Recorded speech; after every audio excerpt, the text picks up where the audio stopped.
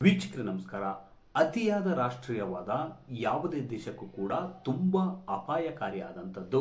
ನಾವೇ ಶ್ರೇಷ್ಠ, ಎಲ್ಲನೂ ನಮ್ಮ ಜನರಿಗೆ ಸಿಗಬೇಕು, ಎಲ್ಲ ನಮ್ಮ ದೇಶವಾಸಿಗಳಿಗೆ ಸಿಗಬೇಕು, ನಾವೇ ಫಸ್ಟ್ ಅನ್ನುವ ಅಂಶವಿದೆಯಲ್ಲ, ಇದು ಯಾವುದೇ ದೇಶಕ್ಕೂ ಕೂಡ ಗಂಡಾಂತರವನ್ನು ತಂದೊಡ್ಡಬಲ್ಲದು.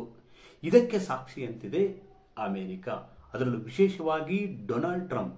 ಅಮೆರಿಕ ಗ್ರೇಟ್ ಅಗೇನ್ ಅಂತ ಹೇಳಿಬಿಟ್ಟು ಅಧಿಕಾರ ಹಿಡಿದ ಡೊನಾಲ್ಡ್ ಟ್ರಂಪ್ ಈಗ ಆತನ ಉಚ್ಚಾಟಕ್ಕೆಲ್ಲ ಅಮೆರಿಕದಲ್ಲಿ ಈಗ ಬೆಂಕಿ ಬಿದ್ದಿದೆ.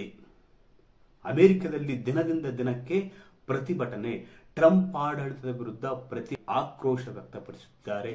ಅಷ್ಟೇ ಅಲ್ಲ, ಅಮೆರಿಕದ ಬಹುತೇಕ ನಗರಗಳಲ್ಲಿ ಪ್ರತಿಭಟನೆಯ ಕಾವು ಜೋರಾಗಿದೆ ಮತ್ತು ಭುಗಿಲೆದ್ದಿದೆ. ಹಾಗೆ ಟ್ರಂಪ್ ಆಡಳಿತ ಸೇನೆಯನ್ನು ನಿಯೋಜಿಸಿ ಹತ್ತಿಕ್ಕುವ ಕೆಲಸ ಮಾಡುತ್ತಿದೆ. ಅಷ್ಟಕ್ಕೂ ಅಮೆರಿಕದಲ್ಲಿ ಆಗ್ತಾ ಇರತಕ್ಕಂಥ ಬೆಳವಣಿಗೆ ಆದ್ರೂ ಏನು? ಮೊನ್ನೆಯಷ್ಟೇ ಅಧಿಕಾರಕ್ಕೆ ಬಂದಿರತಕ್ಕಂಥ ಡೊನಾಲ್ಡ್ ಟ್ರಂಪ್ ವಿರುದ್ಧ ಈ ಪರಿಯ ವಿರೋಧ ವ್ಯಕ್ತವಾಗುತ್ತಿರುವುದಾದ್ರೂ ಯಾಕೆ? ಅದರಲ್ಲೂ ವಿಶೇಷವಾಗಿ ಏಷ್ಯಾ, ಆಫ್ರಿಕಾ ಮತ್ತು ಅಮೆರಿಕದ ನಾಗರಿಕರು ಕೂಡ ಟ್ರಂಪ್ ಈ ನೀತಿಯ ಕುರಿತು ಯಾಕೆ ಆಕ್ರೋಶ ವ್ಯಕ್ತಪಡಿಸಿದ್ದಾರೆ? ಈ ಕುರಿತು ಮತ್ತಷ್ಟು ಮಾಹಿತಿ ನೀಡ್ತೀನಿ. ಅದಕ್ಕೂ ಮುನ್ನ ನಮ್ಮ ಚಾನಲ್ ಸಬ್ಸ್ಕ್ರೈಬ್ ಮಾಡಿ, ವಿಡಿಯೋ ಶೇರ್ ಮಾಡಿ, ಲೈಕ್ ಮಾಡಿ, ಕಮೆಂಟ್ ಮಾಡಿ, ಹಾಗೆ ಸಪೋರ್ಟ್ ಮಾಡಿ. ಅಮೆರಿಕ ಗ್ರೇಟ್ ಅಗೇನ್ ಅಂತ ಹೇಳಿ ಒಂದು ನೆರೆಟಿವ್ ಸೃಷ್ಟಿ ಮಾಡಿ ಡೊನಾಲ್ಡ್ ಟ್ರಂಪ್ ಅವರು ಅಧಿಕಾರಕ್ಕೆ ಬಂದು 4-5 ತಿಂಗಳ ಮಾತ್ರವಾಗಿದೆ.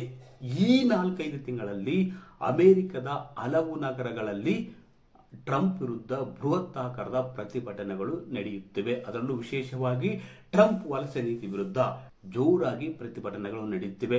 ವಿಶೇಷವಾಗಿ ಹೇಳಬೇಕಂದ್ರೆ ಡೊನಾಲ್ಡ್ ಟ್ರಂಪ್ ಚುನಾವಣೆಗೆ ಮುಂಚೆ, ಅಧ್ಯಕ್ಷೀಯ ಚುನಾವಣೆಗೆ ಮುಂಚೆ ವಲಸೆ ನೀತಿಯನ್ನು ಜಾರಿಗೊಳಿಸುವುದಾಗಿ ಹೇಳಿದ್ರು. ಅದೇ ರೀತಿ ವಿರೋಧಿ ದೇಶಗಳಿಗೆ ಅಂದ್ರೆ ತಮ್ಮ ಮೇಲೆ ಯಾರು ಹೆಚ್ಚಿನ ಸುಂಕ ಹೇರ್ತಾರೆ ಅವರ ವಿರುದ್ಧ ನಾವು ಪ್ರತಿ ಸುಂಕ ಹೇರುವುದಾಗಿ ಒಂದು ವಾಗ್ದಾನವನ್ನು ಮಾಡಿದ್ರು. ಅಷ್ಟೇ ಅಲ್ಲ, ಅಮೆರಿಕವನ್ನು ಮತ್ತೆ ಗ್ರೇಟ್ ಮಾಡುವುದಾಗಿ ಹೇಳಿ ಅಮೆರಿಕನ್ನರ ತಲೆಯಲ್ಲಿ ವಿಷಬೀಜ ತುಂಬಿ ಅಧಿಕಾರಕ್ಕೆ ಬಂದಿದ್ರು. ಯಾಕಂದ್ರೆ ಈಗಾಗಲೇ ಅಮೆರಿಕ ಬಹುತ್ವವನ್ನು ಒಪ್ಪಿಕೊಂಡಿರ್ತಕ್ಕಂಥ ರಾಷ್ಟ್ರ.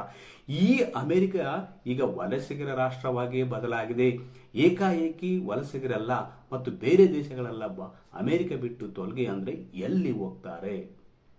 ಅಧಿಕಾರಕ್ಕೆ ಬಂದು 5-6 ತಿಂಗಳಲ್ಲಿ ಅಕ್ರಮ ವಲಸಿಗರ ವಿರುದ್ಧ ಗಡೀಪಾರಿಗೆ ಕ್ರಮ ಕೈಗೊಳ್ಳುತ್ತಿದ್ದಾರೆ. ಏಕಾಏಕಿ ಕ್ರಮ ಕೈಗೊಳ್ಳುತ್ತಿರುವುದರಿಂದ ಅಮೆರಿಕದ ಹಲವು ನಗರಗಳಲ್ಲಿ Chicago, Seattle, Denver, San Francisco, Atlanta, Texas, California, San Antonio ಸೇರಿ ವಾಷಿಂಗ್ಟನ್ DC ಮತ್ತಿತರ ನಗರಗಳಲ್ಲಿ ಪ್ರತಿಭಟನೆ ಜೋರಾಗಿ. ಯಾಕೆ ಪ್ರತಿಭಟನೆ ಮಾಡ್ತಾರಪ್ಪ ಅಂದ್ರೆ ಅಕ್ರಮ ವಲಸಿಗರನ್ನು ಗಡೀಪಾರು ಮಾಡುವುದಕ್ಕೆ ಟ್ರಂಪ್ ಸರ್ಕಾರ ನಿರ್ಧಾರ ಮಾಡಿದೆ.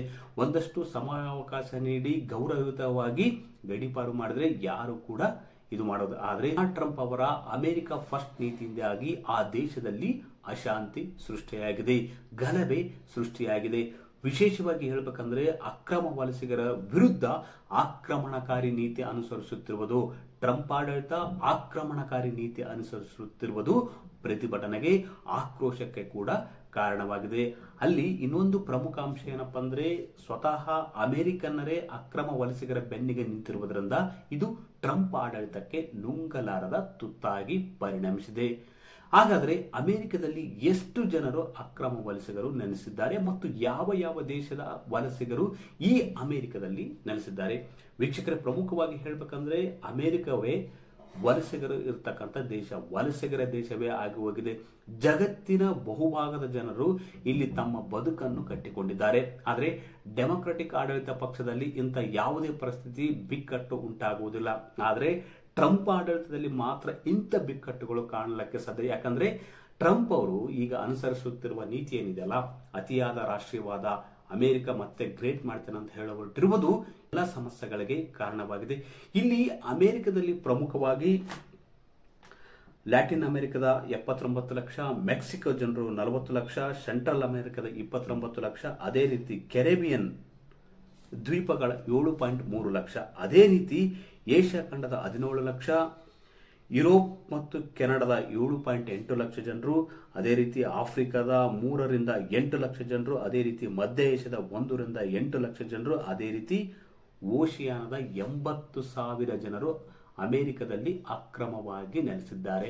ಈ ಅಕ್ರಮ ವಲಸಿಗರ ವಿರುದ್ಧ ಆಕ್ರಮಣಕಾರಿ ನೀತಿ ಅನುಸರಿಸಿ ಅವರನ್ನು ಗಡೀಪಾರು ಮಾಡುವುದಕ್ಕೆ ಟ್ರಂಪ್ ಆಡಳಿತ ನಿರ್ಧಾರ ಮಾಡಿದ್ದರಿಂದ ಅಲ್ಲಿ ಅಶಾಂತಿ ಭುಗಿಲೆದ್ದಿದೆ. ಸೇನೆಯನ್ನು ನಿಯೋಜಿಸಲಾಗಿದೆ, ಲಾಠಿ ಚಾರ್ಜ್ ಮಾಡಲಾಗ್ತಿದೆ. ಇದರಿಂದ ಕುಪಿತಗೊಂಡಿರತಕ್ಕಂಥ ಅಕ್ರಮ ವಲಸಿಗರು ಸಾರ್ವಜನಿಕ ಆಸ್ತಿಗಳ ಮೇಲೆ ದಾಳಿ ಮಾಡುತ್ತಿದ್ದಾರೆ. ಹೀಗಾಗಿ ಅಮೆರಿಕದಲ್ಲಿ ಈಗ ಪ್ರತಿಭಟನೆ ಜೋರಾಗಿದೆ. ಅದು ಟ್ರಂಪ್ ನೀತಿ ವಿರುದ್ಧ. ಟ್ರಂಪ್ ಬಂದಾಗಿನಿಂದ ಒಂದಲ್ಲ ಒಂದು ಸಮಸ್ಯೆಗಳು ಅಮೆರಿಕದಲ್ಲಿ ನಡೆಯುತ್ತಲೇ ಇವೆ. ಯಾಕಂದ್ರೆ ಪ್ರತಿಸುಂಕ ಸಮರ, ತೆರಿಗೆ ಸಮರವನ್ನು ಘೋಷಣೆ ಮಾಡಿ ಇದರಿಂದಾಗಿ ಬಹುತೇಕ ರಾಷ್ಟ್ರಗಳು ಅಮೆರಿಕದ ಅಧ್ಯಕ್ಷರ ನಡೆಯ ವಿರುದ್ಧ ಆಕ್ರೋಶಗೊಂಡರು. ಪ್ರತಿಯೊಂದು ದೇಶವನ್ನು ತನ್ನ ದಾರಿಗೆ ತರುವುದಕ್ಕೆ ಪ್ರತಿಸುಂಕ ವಿಧಿಸುವ ಮೂಲಕ ಡೊನಾಲ್ಡ್ ಟ್ರಂಪ್ ಇವತ್ತ ಜಗತ್ತಿನ ಕಣ್ಣಿನಲ್ಲಿ ವಿಲನ್ ಆಗಿದ್ದಾರೆ. ಕೆಲವು ದೇಶಗಳು ಬಗ್ಗಿದ್ರು ಕೂಡ ಮತ್ತೊಂದಷ್ಟು ಕೆಲವು ದೇಶಗಳು ಮಾತುಕತೆಯ ಮೂಲಕ ತಮ್ಮ ಸಮಸ್ಯೆಯನ್ನು ಬಗೆಹರಿಸಿಕೊಳ್ಳುತ್ತಿವೆ. ಡೊನಾಲ್ಡ್ ಟ್ರಂಪ್ ಅವರ ಏಕಮಯ ನೀತಿ, ದರ್ಪ ದೌರ್ಜನ್ಯಕಾರಿ ನಡೆ ಇದು ಬಹುತೇಕ ಅಮೆರಿಕದ ಅಷ್ಟೇ ಅಲ್ಲ, ಜಗತ್ತಿನ ಬಹುತೇಕ ಜನರಿಗೆ ಇದೊಂದು ಸಮಸ್ಯೆಯಾಗಿದೆ. ಡೊನಾಲ್ಡ್ ಟ್ರಂಪ್ ಜೊತೆ ಯಾವ ರೀತಿಯ ಮಾತುಕತೆ ನಡೆಸಿ ಸಮಸ್ಯೆಯನ್ನು ಬಗೆಹರಿಸಿಕೊಳ್ಳಬೇಕು ಎಂಬ ಮಾಡ್ತಾರೆ. ಒಟ್ಟಾರೆಯಾಗಿ ಅಮೆರಿಕ ಎಂಬುದು ಬಹುತ್ವವನ್ನು ಒಪ್ಪಿಕೊಂಡಿರ್ತಕ್ಕಂಥ ದೇಶ. ಅದೊಂದು ವಲಸಿಗರ ದೇಶ. ಕಟ್ಟಿದ ಜನರನ್ನೇ ಈ ಟ್ರಂಪ್ ಒತ್ತಾಯಪೂರ್ವಕವಾಗಿ ಆಕ್ರಮಣಕಾರಿಯಾಗಿ ಗಡೀಪಾರು ಮಾಡುತ್ತಿರುವುದರಿಂದ ಅಲ್ಲಿ ಆಕ್ರೋಶ ಭುಗಿಲೆದ್ದಿದೆ. ವೀಕ್ಷಕರೇ, ಈ ಮಾಹಿತಿ ಇಷ್ಟವಾದಲ್ಲಿ ವಿಡಿಯೋ ಶೇರ್ ಮಾಡಿ, ಲೈಕ್ ಮಾಡಿ, ಕಮೆಂಟ್ ಮಾಡಿ.